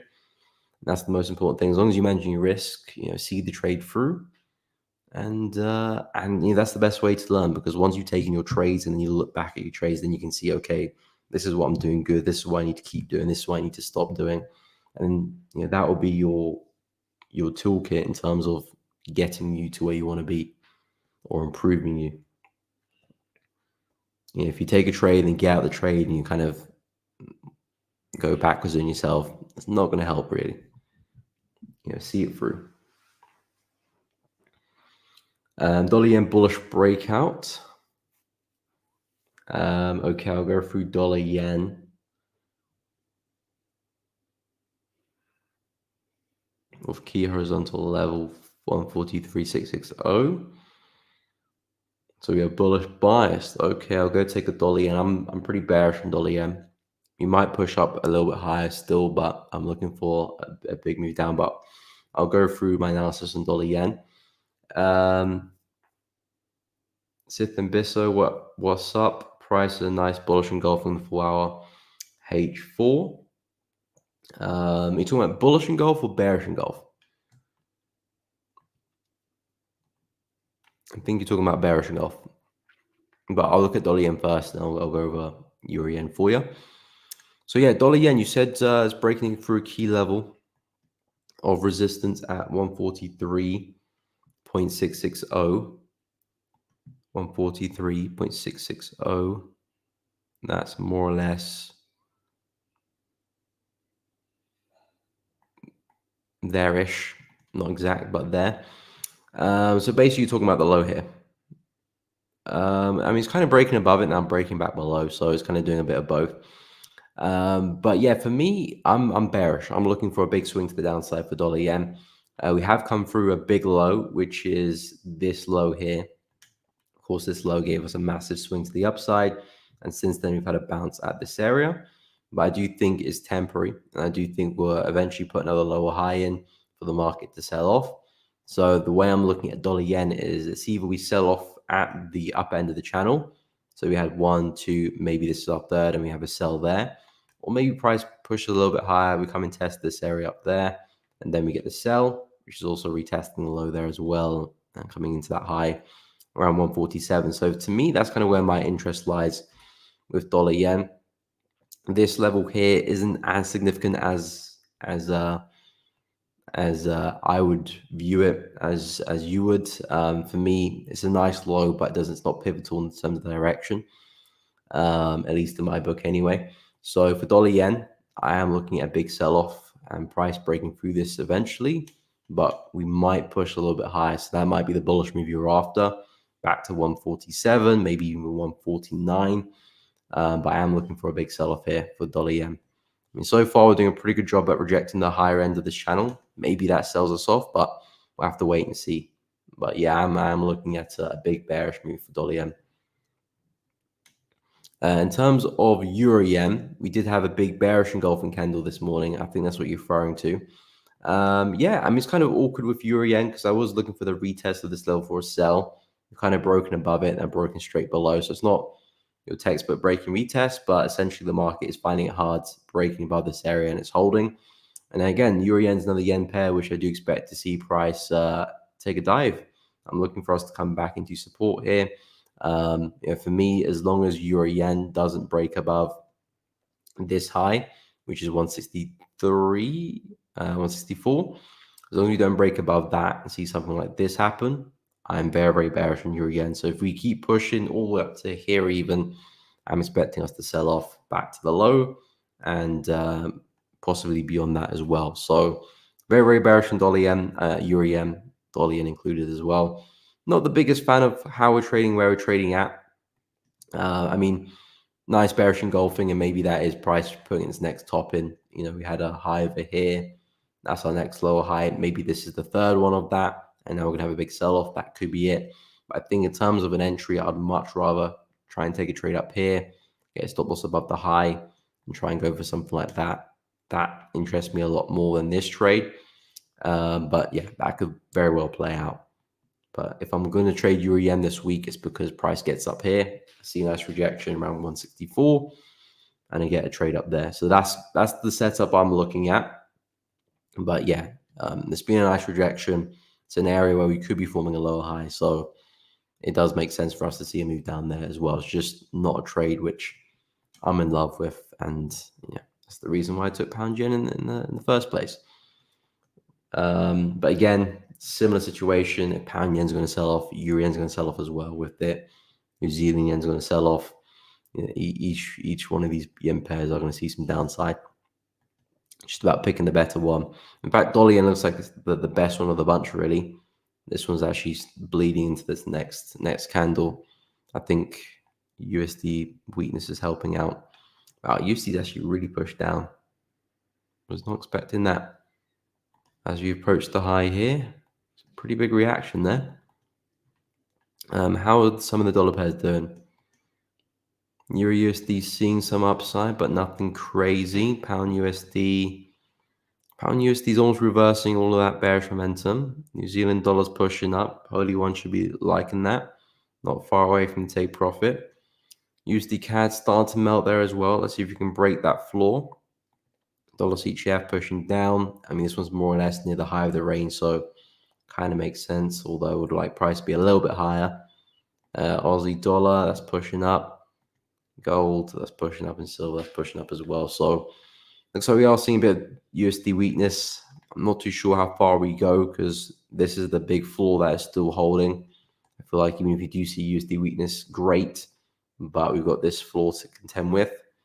Could very much bounce back up again. If we break through, then yeah, we're probably going to see USD weakness take us right back down to 99, 99.6, 99.5. But yeah, this is the main obstacle in our way. So that's kind of where my focus will be.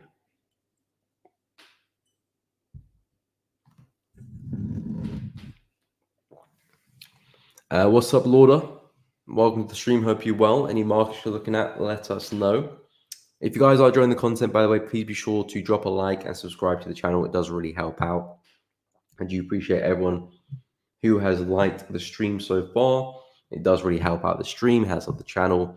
And I really do appreciate everyone who has liked the stream so far. If you have enjoyed the content as well, feel free to subscribe if you haven't done so already. And of course, make sure you guys do go and hit the bell so you don't miss out on any streams or uploads in the future. But yeah, my focus, as I said this week, is just really the yen pairs. And since I've got the yen trade literally on Monday, first thing, now really my plan this week is just managing this trade. I feel like if pound yen does drop and I can get it to break even, then I'll be open to some other yen pairs and trying to maximize the risk reward. Or maybe even look for re-entries on pound yen, try and keep it in house on pound yen and not kind of um, spread myself too thin. Um, so yeah, I may look to do something like that, but as I've said, I'm not really interested in the USD pairs this week. I'm gonna let them do their thing. Not really attracted to me. CAD pairs, not really looking good either. Aussie CAD, New Zealand CAD, not really sure what these guys are doing. Pound CAD, not a bit. Pound CAD is not bad actually. I don't mind pound CAD buys. I still like the retest of this level here. Should pound CAD have a bigger pullback for some reason this week, I still do like the buy there. If pound CAD can do something like that, I'll like that a lot actually, and try and see if I can take it back to the high. But yeah, that could take a few days to happen. Pound CAD's not quite at the monthly resistance yet, so it's still got a bit of room to the upside. Got this big level here at 1.815, 1.82. That's what I'm expecting pound CAD to get into before we might have that big reversal. I was looking for us to reverse a little bit early up, but that area didn't hold. Price broke straight through that. So the next area we've got to contend with is definitely this level here. So if we can push into that level, I do think we'll sell off eventually and see some downside because the market's been pretty stretched. Ever since we had this big sell off, the market's just been pumping. So I do think we'll have at least a breather. Maybe we later go and break through, but I think we'll at least have a breather from the area. So I do think some big sales are coming, but it's not quite here yet. And in the meantime, there still might be some buys back into the level here. So if we do kind of correct ourselves back down again, I think pound CAD, yeah, we'll be interested in. But I think pound CAD is probably the only cross pair which I like. I do like Aussie CHF around. Let me move that around 0.587, 585. Yeah, 58596 around there, which is this level here. I do like that. But again, we're not trading at that area just yet. If we can break out, great. And get the short this week. That's what I'll be looking at. And risk reward looks really good.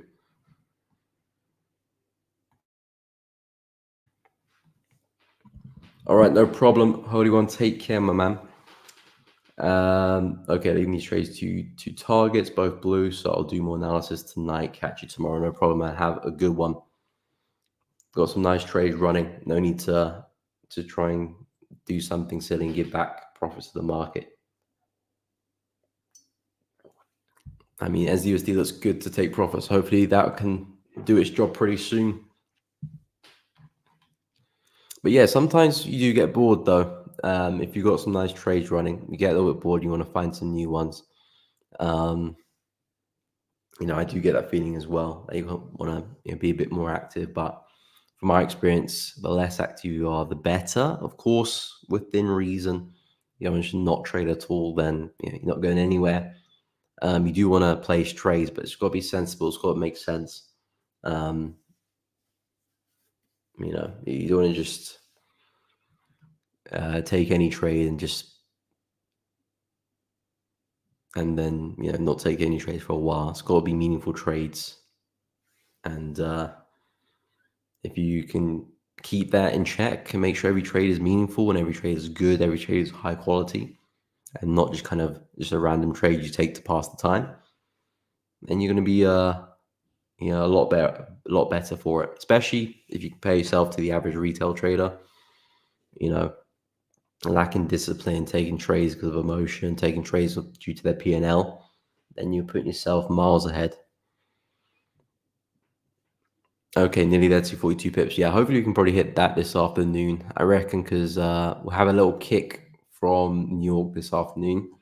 Like I said, we do have PMI at 3 o'clock, was it?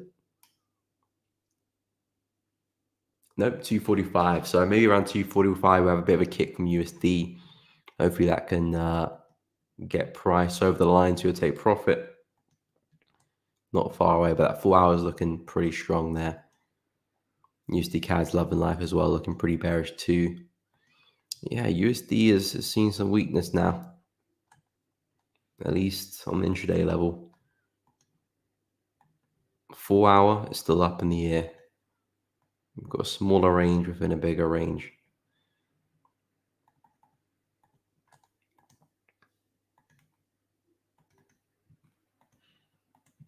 If we can break the high there, that should take USD back to 101.8.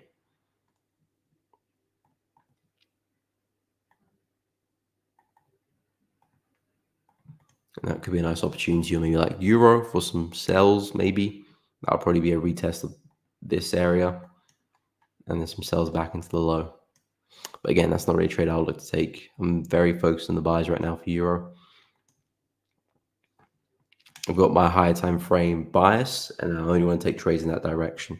Sure, it means that I might miss out on some shorter term trades and some counter trend opportunities, but I'm very, very fine with that because this is where I expect the market to go. This is where I expect the bigger move to be. So if that is going to play out, then if I do take the buy and it does play out, the risk reward should make up for it. So there's no need to try and force it.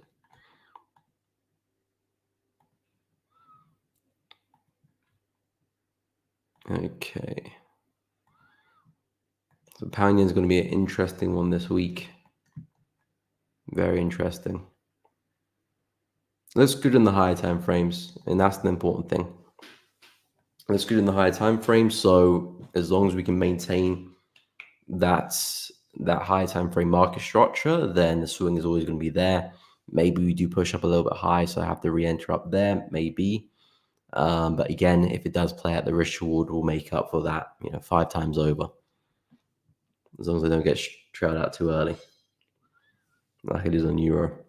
And Keba, you can message me on Discord. If you join the Elevate Traders Discord channel, you can just message me through that directly, or you can message me on Instagram as well, or Telegram, to be honest.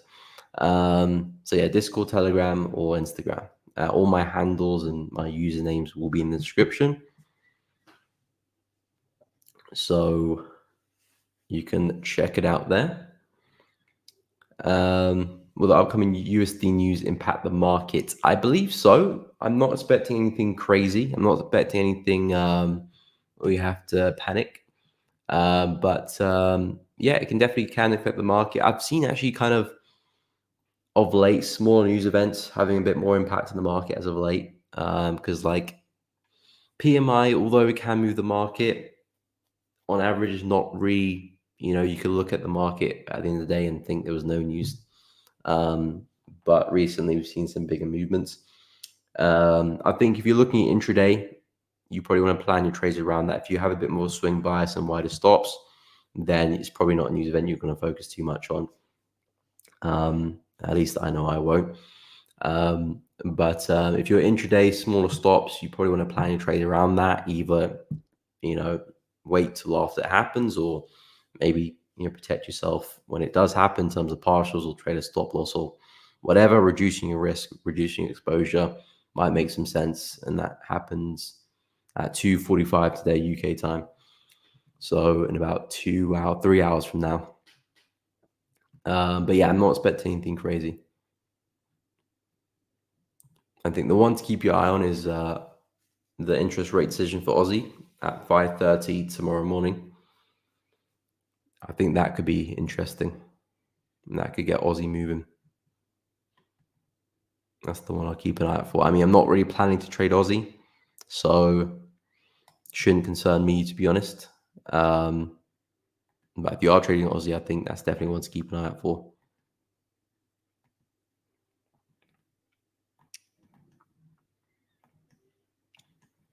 Dollar yen performing pretty well, looking pretty bearish. Swiss yen as well, looking pretty good. So yeah, hopefully I can get pound yen flowing this week, because I'm expecting if the shorts do happen, it should happen pretty smoothly. Not necessarily expecting this, but I do think we can see some nice momentum, and hopefully I can ride it back to the low. And again, some other pairs look okay, like gold looks good, pound CAD, if that can pull back, looks decent, but I think that's pretty it for me, to be honest. So not a lot this week. I'm probably going to be pretty busy this week anyway, but not a lot of elsewhere. And again, it's not like there's nothing elsewhere. It's just the opportunities elsewhere, just not as good as I want them to be. Because if I want to, I can probably find 10 trades right now to take. But just because I can find 10 trades doesn't mean I should take them all. The ones that are on my watch list are there because they're really good. And if they present themselves, I should be taking them every day of the week. And other opportunities which are kind of like, look okay, they're not normally worth my time. So yeah, I won't look to take them. KC, UNSD, okay, we can have a look for you. Let me know what you're looking to do with that. But yeah, UNSD had a really bearish morning this morning, and I'm expecting us to come back into the low here. I was actually looking at UNSD on my watch list a couple of weeks back when we had this big breakout. I was looking for the retest of this area. We got very close to it, fired a lot of wicks to the upside, but never quite made it to the retest of that area, unfortunately, so I never got the trade. Now price broke out of that range, had a little retest there, and I was looking pretty bearish. So I'm expecting UNSD to end up back at the low, so I would only be looking at shorts. Pullbacks would be nice, even coming back into that same area again. We had all of these wicks here. That would be a nice place for a short. Even a retest of the low here is not the worst trade in the world. Solid break could very much come up, kiss that low, and be on our way. I think these are the two areas where you want to be focusing your attention on. Come back into 1.79 or the retest of the low here around 1.784, and then looking for your shorts. But the idea is that you're looking for us to come back into 1.77. I think there's a really good chance we make that happen. So yeah, shorts to me look really good. Okay, you're looking to short. Yeah, I like it. I like it to the downside. And Euro's just been really bearish as well. So if that can keep up, it should help you out with your shorts. But yeah, top down perspective, it looks good. Lower time frames, it looks good. A lot bearish momentum at the moment. The market's quite choppy, so I wouldn't try and look for anything past that point, because we very much could come into that low and shoot back up again. But I think there's a good chance we get there anyway. So that's the trade I'll be looking at for UNZD. Hopefully pound NZD can do something similar, because I'm looking for a big buy at the low here. Really nice level resistance there. If it comes there, I do expect that to support. And that looks like a good buy. So yeah, pound NZD is a good pair, but it's not my watch list because the level is very far away. I don't expect that to happen this week. Unless something crazy happens, there's a good chance we won't be trading there. So it's not really a pair I'm going to focus on too much. I mean, if it does happen, of course, I'll take the trade. I'll keep an eye on it, but I highly doubt we make that move. But that's really the buy I'm after with pound NZD. So if UNZD does fall, pound NZD probably fall with it. Get back to the low. Look and see if I can buy it back up again and see what we can do. But yeah, I'm not expecting that to develop this week. And Euro pound's looking really bearish. Retest of that low could be a nice little sell there. Although I'm not a big fan of Euro pound, and I think I'll just stay away from it for now. Until I see a solid trend, I'm not going to look to trade it. Maybe some reversals down at the lows can make a lot of sense. But other than that, I'm not really a big fan of it, I must say. Not a big fan at all. So yeah, for the rest of the day, just keep tabs on yen. I'll see what happens with USD, because I'm always interested in USD, but I'm not looking to really trade it this week. NZ CHF, okay, we'll take a look. I don't think I've looked at New Zealand CHF. So yeah, New Zealand CHF, I like where it's trading. It's a nice place for a sell. It came off a really big level here for a buy. So as we can see, came into the low here. I'm pretty sure These are the all-time lows for New Zealand CHF. Yeah, they are. So there is room to the upside. Ooh, did not mean to do that. There is room to the upside should this retrace. So I'm looking at two areas where big sell looks good, either from this area and then we start to sell off again. Because let's not forget, there's still a lot of momentum in the market. Such a big sell off. Now, this to me looks like a correction of it. It's just how far will the correction go? Will it be to here and we sell off again? Or will we correct a little bit further, retest this area, and then get the sell? That's kind of how I'm looking at it from a swing point of view. But in terms of where we're trading, I think it's a nice place for a sell. It looks good. I think if you can see a bit more rejection there, that could be a nice entry. 4 hours not looking too pretty, not too good just yet, but this is the area which you would look to sell. Something like that, stops above the high. And yes, you can get moved back to the low, or this area or that area. They both make sense. And if that doesn't play out, then the next area I would look at would be that area there, 0.54. But that's kind of my bias on NZCHF, looking for a big sell at some point this week. But watch out, we do have Swiss interest rates, so that can definitely affect the Swiss a lot. So keep an eye on that. But guys, we have come up to the end of the stream for today. If you guys have enjoyed it, please be sure to drop a like, subscribe to the channel if you haven't done so already. And of course, make sure you do go and hit the bell so you don't miss out on any streams or uploads in the future. I really do appreciate all of you guys tuning in, showing some love, chatting with me. I really appreciate it. As always, I will be live again tomorrow. So if you're free, make sure you tune in to not miss out. But guys, have a great day, great evening, great afternoon. And again, any updates, I'll let you know in my Telegram, but I think I'll just be managing pound yen for now. So have a great rest of the day, guys, and hopefully I'll see you all tomorrow.